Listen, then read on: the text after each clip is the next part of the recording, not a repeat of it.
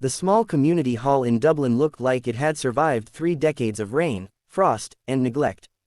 The wooden floorboards creaked under every step, and the old fluorescent lights flickered nervously overhead. Chairs were mismatched, some with torn cushions, some missing legs altogether, and the stage, a simple raised platform with chipped paint, was barely big enough for one person. Yet, tonight, it would host something extraordinary. Manuel, a Filipino immigrant in his early 30s, shifted nervously from foot to foot backstage. His clothes were worn and patched in several places, his shoes scuffed and frayed. Despite his hardships, years of working low-wage jobs in Dublin, scraping together rent, and sending money back home to Cebu, he had never given up his dream, to sing. And tonight, he dared to perform Elvis, the king of rock and roll, for a panel of local talent judges. He clutched his old, scratched guitar, fingers trembling. Just one chance, he whispered to himself, as the hall's door creaked open and the small audience shuffled in. Mostly locals, some immigrants like him, all drawn by curiosity more than expectation. They murmured among themselves, skeptical. The 3 judges sat at a long table in front of the stage, their expressions a mixture of polite interest and mild boredom. One tapped his pen on the table, another scrolled through his phone, and the third adjusted her glasses, clearly not expecting much. Manuel stepped onto the stage. His heart pounded so hard he thought it might burst. He took a deep breath, strummed a tentative chord on his guitar, and then began to sing. At first, it was soft, almost fragile, but gradually, his voice grew, rich and resonant, perfectly capturing the raw energy and emotion of Elvis' classic hits. Every note seemed to vibrate through the hall, silencing whispers, freezing the audience in place. The judges leaned forward, disbelief etched on their faces. One judge's eyes widened. He put a hand over his mouth, unsure whether to gasp or applaud. Another's hand trembled as he reached for his notebook, but no words came. The third judge's eyes glistened, and a single tear threatened to fall. By the middle of the song, Manuel's voice was a force of nature, powerful, soulful, and heartbreakingly real.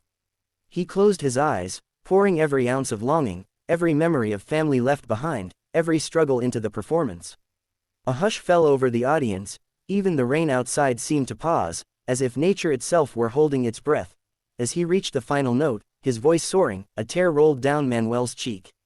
One by one, the judges stood. Their applause was immediate, spontaneous, heartfelt. Tears streamed down their faces as they cheered, moved not just by his talent but by the courage it took to rise from hardship and shine. The audience joined in, clapping, stomping, and cheering, a tidal wave of sound filling the hall. Manuel smiled through his tears, bowing deeply. In that moment, the worn-down stage in Dublin felt like the grandest theater in the world. Cebu City, his home, his inspiration, was alive in every note he sang, and everyone in the hall knew they had witnessed something extraordinary. Rain drummed relentlessly on the narrow Dublin alley, turning puddles into shimmering mirrors of the dim streetlights. A battered wooden crate served as a makeshift stage, and strings of flickering fairy lights hung crookedly from the brick walls. The scent of wet cobblestones and distant frying oil filled the air. Despite the dreary surroundings, tonight, something magical was about to happen. Luz, a young Filipina in her early 20s, stood barefoot on the crate, her torn jacket clinging to her frame. She had walked miles through the rain after a 12-hour shift at a local diner. But she carried more than fatigue, she carried a dream.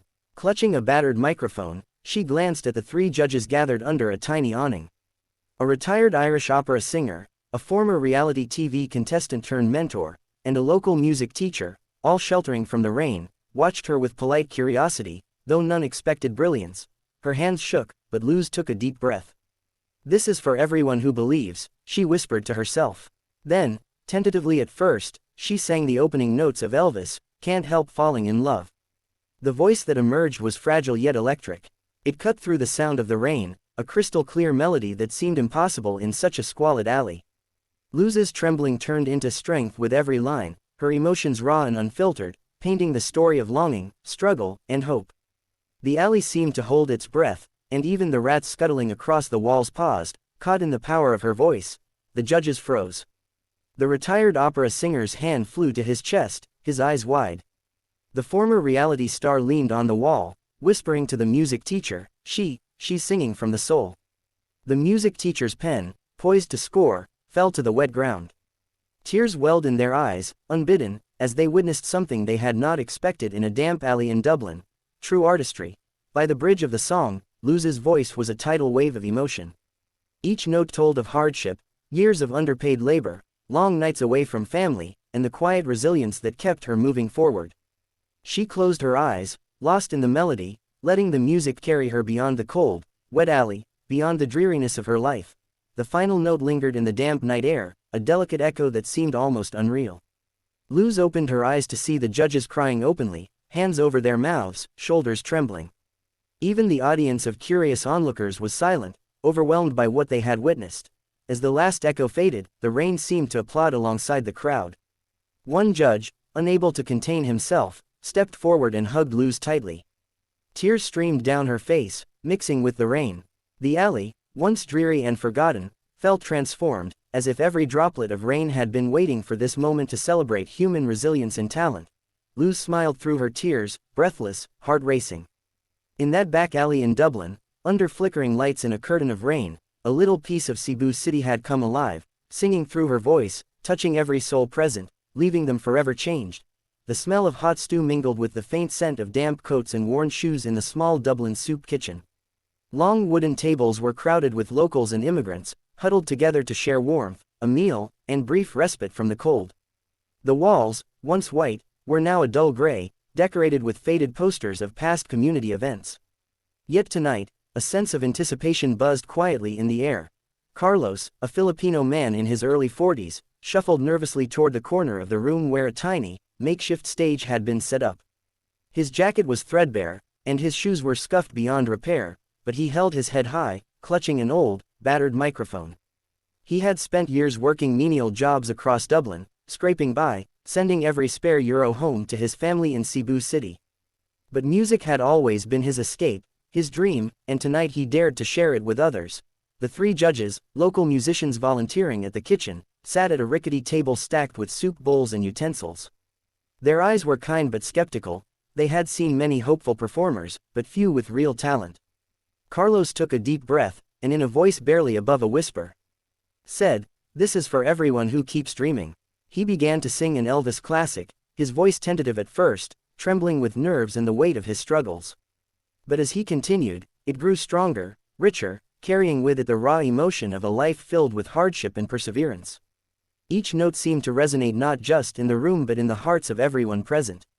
The soft clatter of spoons and murmurs of conversation faded, replaced by the power of Carlos' voice. The judges froze mid-action, stunned by the depth and purity of his performance. One judge, mid-stir, dropped his spoon and clasped his hands to his chest. Another wiped a tear before it could fall, his jaw tight with awe. The third judge leaned forward, eyes glistening, whispering, he's singing from the heart, every single note. By the bridge of the song, Carlos closed his eyes, letting the music carry him. He sang not just for the judges, but for every person in the room who had ever faced poverty, loneliness, or doubt. The simple walls of the soup kitchen seemed to vibrate with the power of his voice, the room filled with warmth, hope, and something almost sacred. As he hit the final note, a profound silence followed, broken only by the sound of soft sobs. The judges were openly crying now, some reaching out to hug Carlos, while others sat stunned, overwhelmed by the raw emotion. Even the patrons of the soup kitchen, hardened by life, were moved, clapping and cheering through tears. Carlos smiled, tears streaming down his own face.